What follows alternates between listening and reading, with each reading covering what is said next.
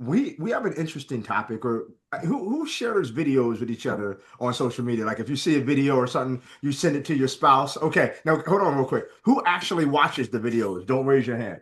Don't the well, okay. Oh, hey, the folks, bless y'all. Y'all love each other. I will send Michelle videos that touch my spirit, and I'm be like, you know what, man? I know she's gonna watch this. We're gonna have a conversation about it. 2, 3 days pass. I'm like, you see that? Oh, I didn't get around to it yet. But anyways, this conversation that we're having tonight is from a video that you sent me a couple weeks ago that Hmm. I thought was great because it's something that we still I don't want to say struggle with, but it's still something that we deal with in our marriage. And I just wanted to have a conversation around this topic of connection versus affection. Connection versus affection. You have anything before I dive in and start chatting a little bit? Well, sure. So if we're going to Oh talk boy. about the videos that I, we share, uh, okay, it'll be videos of a guy jumping off of a trampoline and doing like, that's the video that he just sent me of a guy doing like 5 back tucks. He's like, babe, did you see how cool that was? I'm like, that was so cool. Did you want me to hype you on that? But no, anyways, so I'm trying to send like some connection videos, like, oh man, this was an interesting topic. Like this look, could be something that we could actually talk no, about. it And really. Sean's wanting to share, different videos. So again, connection. I guess we missed it there. All right, But connection over affection. So this video that I saw is I'm sure you guys have seen some of them. It's always where the roles will be flipped. And so the woman goes up behind the husband and just like smacks his butt and grabs his butt, or goes around and like grabs the husband in the front. And he's like, "What are you doing?" Or does something that's always like a physical touch. And so the woman is like, no, like that's not time right now. Like I'm in the middle of cooking or I'm brushing my teeth. I don't need you to like grope me in the middle of me brushing my teeth. Like I'm not there mentally. So the video was the role were flipped mhm. and it made me laugh because the woman had gotten the guy like 5 different times. And so it was supposed to be funny, but we started talking about how is that connecting? Because maybe he feels like a connection, but in the point, I was like, this is violating. Like you are violating me cooking right now, not. I'm trying to cook something. Listen, all right. Hey, hey, but it really did lead to an interesting conversation about really. I think it's important before we even dive in. And for the record, we have kids running around and cats. I know there's cats about to run and jump on my desk and dogs. So just bear with us, please. Give us grace. But just really defining what connection is versus affection and kind of going from there. I jotted down that connection is understanding. It's about being emotionally, mentally, and situationally in sync with someone, feeling seen, heard, knowing what season they're in, reading the room before responding, asking what's going on with you right now. Like that's connection. But then it's easy to confuse connection with affection, especially if you're Rashawn. Like I'm sometimes thinking affection is connection, connection, affection, but affection is an expression, right? Mhm, It's mhm. how you care, love, closeness, and how it's demonstrated. And you can demonstrate that through physical touch. I'm a physical touch guy. Amen. Words of affirmation, quality time, acts of service. That's affection. But we recognize that connection is the understanding or the desire to understand someone. And this conversation or this video led to a conversation that I think was productive, but I think can bring a significant amount of value. And so I put together some notes and you put together some notes. And I would say I changed this one right here to number two. And so you're not confused. I just brought this one up to number one. So Okay. if you're taking notes, man, and feel free at any time to chime in, but connection is not a one size fits all. Connection is not a one size fits all. What connects you might disconnect them. Oh, connect. Yep. When you learn your love languages, you realize that everything that you like, they don't Come on. usually like. So Come. yeah, What connects you, what makes you yeah. feel seen or connected, it may disconnect them, right? Some spouses need emotional connection first. I mean, you over here Mhm. shaking your head. What do you mean? Is that Well, you? no, and because it's so easy to want to attract the things that attract us, right? So I'm saying that and saying, oh, well, I want to go clean the house because one of my main love languages is acts of service. And so I'm cleaning up the house, tidying, make sure all the dishes are done, make sure the bed's made, make sure all of the blankets are folded on the couch. But Sean doesn't care. Sean doesn't notice, not in a way that it's disrespectful to me, like, oh, I don't notice that the house is picked up, but it's just not a love language for him, right? So he's not expecting it and he's not required that to feel fulfilled. And so our love languages are very different. And my second one is physical touch, so we match there. But what is your second one? I forget. I just have one. No, I'm joking. So I can't remember. Physical touch at a high level. Quality time. Quality time. Quality time was my second one. That's the one we actually share. We share quality time.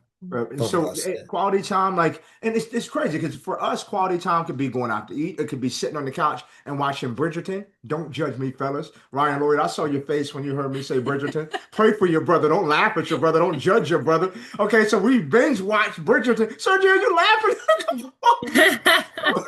Quality time. And so like that's important, but I also put, and you've also alluded to it, some spouses need practical support. That's the help, the initiative. Like, I thought that was interesting. Initiative. Michelle's big on, if I have to ask you to do it, it's already too late. Like, taking the initiative. And there's nothing wrong with being asked sometimes, but like, if I come downstairs in the morning because I'm up at 6 and I see that the clothes need moved to the dryer from the wall, do that. Well, I think that's the selfless act, right? I think it's the part of like, okay, I thought of you outside of myself. So I didn't have to ask him to go take the clothes out of the laundry basket and put the new load in. He did it, not just for the whole household, but specifically for me because he know that that's something that I would appreciate. I'm like, thanks so much. It's a little act to me that I'm like, maybe he thought about me. You didn't say, I'm sending this link to your sister. You didn't say thank you. But you know what happens when I say thank you? Hold on, pause. He'll say, "You don't gotta thank me. You don't have to thank me." But now you want me to say thank you. No, I just Y'all said heard that. He wants me to say thank you, even when I do say thank you.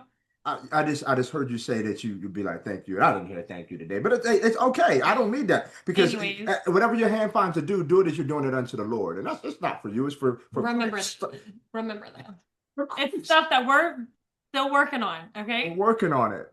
Trying to get better. Physical closeness. Like some spouses need physical closeness. That's me, right? Like I don't know, man. Like there's a level of like, yeah, I like being in a room with you, but I like the physical closeness, and that's not everybody. I think that's one of the things. Is like you can have an expectation that your spouse should want and desire the same things that you want, and Leroy alluded to it. Like, man, oftentimes it's the opposite. Like your number one love language is maybe the opposite, and for your spouse, and it's understanding that. And so emotional connection first, right? Like that's Michelle big on connect with me emotionally. Like for me, lean into what I have going on. Like that's an aspect. And then the practical support, physical closeness. I jotted this down.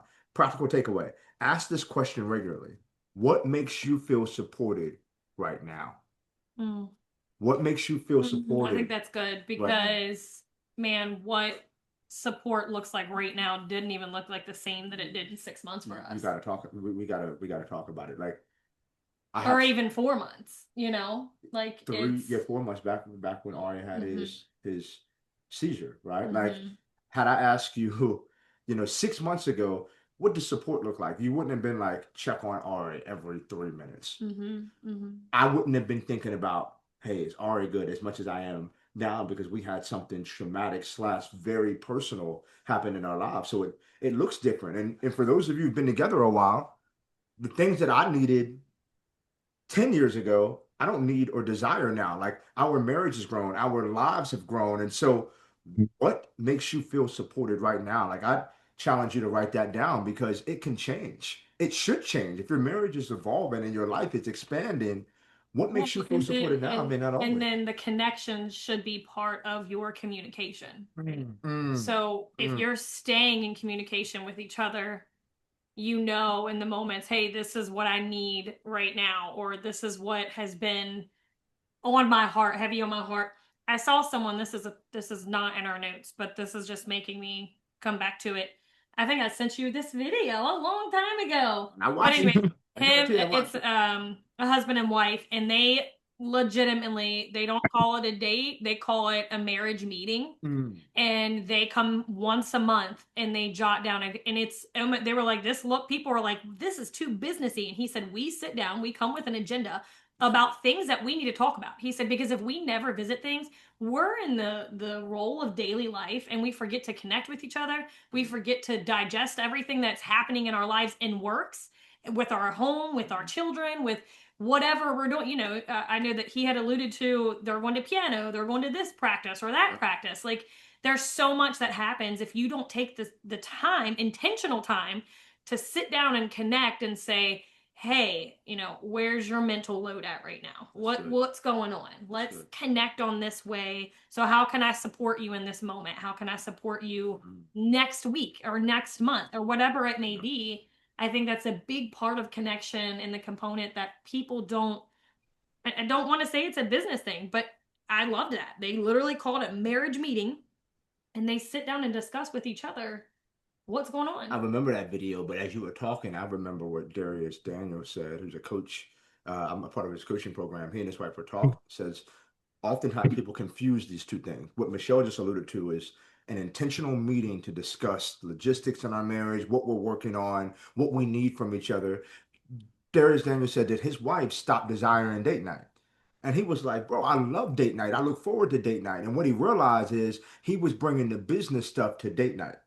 And his Mm-hmm. wife started to resent date night because it became too much like a business meeting. And she was like, I want to go out with you. I want to have fun. I want to get something good to eat. I Oh, want to that's good. dance. And you're muddying the waters. And so Mm-hmm. they split those two. So I love what you said. My challenge for myself first, and then for you all is, okay, how do we have those intentional meetings where we're talking about logistics and calendars and what we need from each other? And then how do we separate that from, let's just go out and have something really good to eat, whether we're just with us or some friends. Let's go dancing. Let's do something that's fun and keeps our marriage and relationship fresh. But those two things are vital, man. Yeah, and then even during the meetings, there's different things. You don't have to just be something traumatic that went on with your life. Like, what are our goals? Are we in line with our goals together? Are we in line with our individual goals? And then Yeah, how are we merging our goals to continue building life? You know, so I just think it's important to do that. And I really, that is, that's right. I think it's valuable. It's invaluable, man. You have to do those things, Mm-hmm. and what we're all the stuff that we're talking about now, like success in any facet of life, is not accidental. Mm-hmm. It's intentional, right? You have to set your intentions and then your discipline and your devotion to make that happen. And so the first thing that we talked about, connection is not one size fits all. And number two, affection must Must. match the moment. Affection must match the moment. There you go. Intention doesn't override timing, right? Intention does not override timing. I jotted this down. Physical affection isn't wrong, but affection that's misaligned can feel intrusive instead of intimate. And this is where I get in trouble. But this is actually why I'm in trouble right now, okay? Like, physical affection isn't wrong, but affection that is misaligned can feel intrusive instead of intimate. You talked about it earlier. You up looking good in the kitchen making spaghetti, and I'm across the room and I see you. And I want to come over and just be affectionate. But I go from affectionate to try to make it intimate when you got the Y'all pasta tell me, boiling. made his voice deep and he's like Hey, don't trying to be like all suave when he's like describing and then listen. painting the picture. Hey, This is what I mean, not the I time. just saw this the other. Listen, I was just lived this. I love you, woman, and you're in the kitchen. You know, moving that stuff around. I'm like, man, this is crazy in here. Falling over you because you're in the I way. thought you were saying because you're in love. Like when you see me, you just get. Here's the point. Some spouses feel love by touch, but when the moment is not right, the touching is the thing that pushes them away. And so, again, this is literally me speaking to me. It's make it appropriate for the moment, Mm-hmm. right? Like if I recognize that this woman here is trying to make dinner, she's folding clothes, she's doing something, the moment doesn't match for me to go do what it is that I want to do. I know I don't do that much. You know what I mean? Like I don't do it every single hour, but every other hour, I'm definitely going to make that mistake. But talk about Well, that. and I feel like there's like, I don't want to say there's not times to be playful and fun. And I'm like this, like, you know, person that doesn't want to be touched at all. That's not the case. But I think when you're really one initiating or trying to connect, if it's the first thing is physical, you've already skipped the pass of the emotional connection and the intimacy that needed to happen probably before a physical touch has happened. Does that make sense? Well, I'm just reading what I jotted down. Same action, different impact depending on the season, stress level, or context. Right? For sure. It's like some things that, hey, that win one day might get me yelled at another, right? But it's that me coming with the desire to meet you on the level you need to be met on, right? And so I find that when I make a mistake, my mind is geared toward what I want rather than what you need. And so it's tough, man, because I love you, man. I'm attracted to you. I'm gonna try to get better, but I'm going to mess up. Well, think about when you're first dating. The first thing you do, if you go on a first date, the man comes up and gropes you and sit next to you, you're gonna be. I would be completely appalled and be like, you're not getting my number. Don't ever contact me again, right? Your first thing that you're trying to establish is a relationship through communication. You're learning about that person. It's not just a physical touch. And so go back to, let's make sure I'm in alignment and we're in a good state of mind together, even intimately. It doesn't, to me, intimacy is not just happening in the bedroom. It should happen every day with our communication, with our actions, with everything. Facts. I love that. There's a practical takeaway. I just jotted this down. Before reaching for affection, pause and ask internally, is this moment for closeness or a moment for support? Right? Like, is this a moment for like closeness or support? And just a quick question to ask yourself, affection works best when it responds to the moment, not your mood. That's good. Affection works best when it responds to the moment, not your mood. And I've done a poor job at times of allowing my mood to try to initiate intimacy rather than the moment does not call for that. It calls for a level of support, a level of connection, a level of understanding. But yeah, what about this last one, Michelle? Well, you done jumped all over. Curiosity creates real connection. So connection begins where assumptions end. Hey, your boy made that up. I thought, hey, connection begins with curiosity. No, I say connection begins where assumptions end. What's that mean? Like making assumptions. Like I've made assumptions based on things that I've made up in my mind, conversations I've had with myself that was not in fact what you needed, what you wanted. It was not even where your headspace was, but because I didn't communicate it, I allowed an assumption to drive me. It actually drove me further away from where you were at in that season, right? And so, like you said a word earlier that I think we need to make sure we lean into communication. Like just kind of slide over here for a moment. Communication can change your situation in your marriage and your careers and with your kids.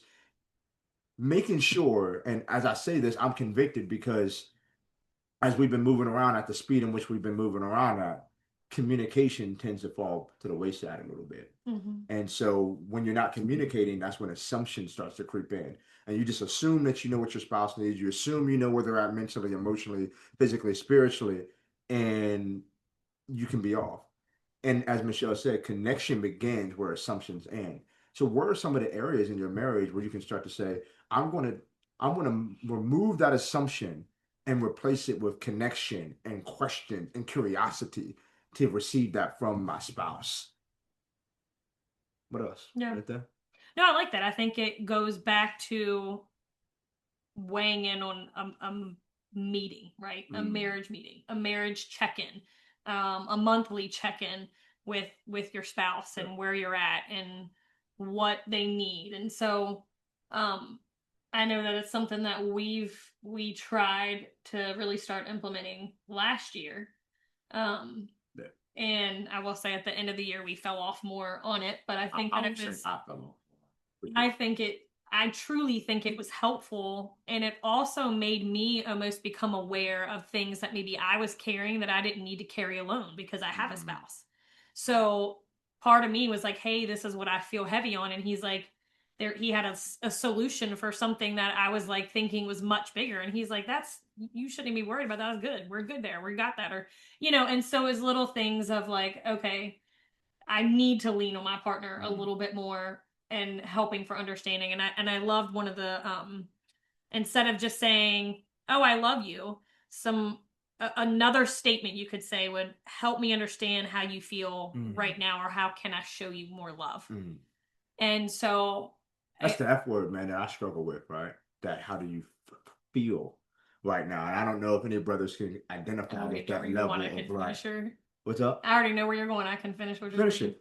Because I don't even know if I was thinking about that. He always said, I'm like, babe, how you feel? Like, how, what are you doing? So when I check in, I think I check in probably more than you do. You do. And he'll say, it doesn't matter how I feel. I still got work to do. I still got to show up. It doesn't matter how I feel. I'm like, I didn't say you couldn't show up, but I'm just asking you how you feel. Yeah. And so I get it. You got something to do, but he's, well. No, you're 100% right, and that's an area that I'm working through. It's just I've heard this, and it was who was it? Ron Carpenter. He said men and women are different in that men tend to men tend to think, react, and then feel, right? And he says they'll feel later. They'll think first, logically, they'll respond to it, and then they'll feel later. Whereas the women tend to feel, react, and then think. And so we're opposite. So when Michelle says, how do you feel? Especially toward the end of last year when we're dealing with my son's health stuff, we're moving, I'm traveling all over. I was stressed, man. I was going through it. So when she asked me, I wanted to be asked because I cared that you cared. But then I thought I was like, it doesn't matter how I feel because I have work to do. There's things that need to be done. Like I got to go kill something and drag it back here. But it forces me to literally sit with, man, how are you feeling? Back to what Michelle said. I carry so much stuff on my own, and God gave me a helpmate, and I'm over here like, oh, I'm not gonna put that on her. When in fact, she's the person that I should be sharing these things with. What it is that I'm thinking, what it is that I'm processing emotionally, spiritually, what I'm going through. But no, I wasn't thinking that, but I appreciate you taking it there because I say that a good bit. All the time. Part of me still, I really do feel like it doesn't matter how I feel, though I do care that you want to know how I feel. You know what I mean? I'm feeling like I need physical touch right now. That's how I'm feeling. I need physical touch. Okay, we're gonna replay this for him at the end of this because I don't think he listened to any part of himself. I'm listening. I'm so enamored by you, girl. You're so fine to me. I jotted this down. I think this is important. When we lead with what we want, we rush affection, we miss signals, and we unintentionally communicate, my need matters more than your moment. And again, these are things as I've wrote these things out. I'm like, man, I want to be a better man in this area. Like my need for the physical touch does not matter more than my wife's moment and how she needs me to meet her where she's at and then lead her. And so these are things I want to be intentional about. You were saying something before I cut you off. I'm sorry. Oh no, I said that you didn't share that with me. So which one? Well, that part. So it's okay. Oh, it's okay. fine. I'm sorry. My bad. I mean, I'm over here just trying to make sure that we're serving our peeps, man. And you're making it about you. Your needs not more important in this moment for me, man. And we're going to talk about that in a moment. Hey, practical takeaway. Replace statements with questions. Curiosity, right? Like there's something about this curiosity. And the scripture says to like pursue your wife. Like I should pursue you. And like, how do I pursue you? By doing what I did early in the relationship. Ask questions. I couldn't ask her enough questions when we were doing it. And I've known you since sixth grade. But I still was asking questions. I'm so curious. I want to know more about you. And so why do we stop doing those things? And so replace statements with questions like less, I'm just trying to love you. More, what you said earlier. Help me understand what would feel loving to you right now. Like help me understand that. That's open end. That allows me to sit back and receive from you. And so no, I need to do this. And last statement, and we'll open it up, we'll have conversation for a few moments. Curiosity slows us down long enough to connect instead of colliding. I feel like I collide with you sometimes, like whether it's what I have going on, my unspoken expectations or assumptions. Curiosity slows us down long enough to connect instead of collide. And I don't know about you all, but there's seasons of our life and I feel like we just collide, right? Like, Mhm. but we're trying to accomplish the same thing, right? Mhm. But we're But we doing it felt like we different were ways. so disconnected. Mm. It makes me think. It makes me think of your message this morning. What did I say, babe? What did I say? When I didn't listen to the whole thing. No, I really did. Oh, you're gonna get mad. I really did. I promise. I promise. I promise. Okay. So, anyways, he wrapped it up at the very end with you have to elaborate on it because I like the way that you do the example, but it was with being connected. I like That that. you know what I'm talking Yeah, about? I do. So I don't know if any of you all have ever like you just shared with me not long ago that we probably shouldn't charge our phones by our bed when we go to sleep, right? And so I'm at some point I'll stop, but whatever, I'm still doing it. So not too long ago, maybe a few years ago, 2, 3 years ago, at night when we went to bed. I don't know if you ever binge watch Netflix, you stay up too late with your spouse, quality time, and we're watching Ozark or something. We watched more episodes than we needed to. It's like midnight, and I needed to be up early to run to the airport. And so I plugged my phone in, right? Set my alarm, plug my phone in, go to sleep. And I woke up and I just felt rested. Like I felt like, oh, I should feel bad right now. I just went to sleep. Like, but I noticed like the sun was out and I grabbed my phone to see what time it is, and the phone was off. I'm like hitting it, it was dead. And I'm like, well, I plugged my phone in. How is my phone dead? And I looked down, oh, and the cord was plugged into my phone, but it was disconnected from the power source. And so all night I thought my phone was charged and it wasn't doing anything. It was just plugged in. And so here's the thing. It doesn't matter if a phone or a computer charger is plugged into the device if it's disconnected from the source. And there's so many seasons in my life where we've been together, we've been plugged in here in our marriage, but we've not been connected. We've not been connected to each Completely other. disconnected. Right. Completely disconnected. Where's the power? What's the life in my marriage? It's like, oh, not only are you all not connected, you're not even connected to God together right now. And so there was absolutely no power coming into our marriage and seasons. And so, guys, that's on us. I'm going to say that. I know it's tough to hear sometimes, but we don't love our wives by serving them. We serve our wives by leading them. And so many of us get caught up in this idea of like, oh, I'm a servant. It's like we serve by leading, and leading means ensuring that we're leading our wives closer to God. And also, when Michelle's like, man, we fell off toward the end of last year, I said, I fell off because I stopped taking the initiative to lead us to those meetings to talk about the things we need to talk about. Right. And so all of these things are real. And it's like, how do we ensure that we're not just plugged in, but that we're actually connected with each other? And what you said at the top of the call, that takes intentionality, that takes meeting, that takes prayer, that takes being in rooms like this. And now I'm excited to open it up for conversation. Like, is there something that you heard during this past 10, 12 minutes of Michelle and I kind of going back and forth on what we extracted and extrapolated from this video? Is there anything that like stood out to you all? Maybe you're using some of this stuff. Maybe you want to begin implementing some of this stuff. Like where are we at? I would love to hear from some of you all. Or maybe there's something that you guys do already that keeps you connected in another way. That's good. That's good.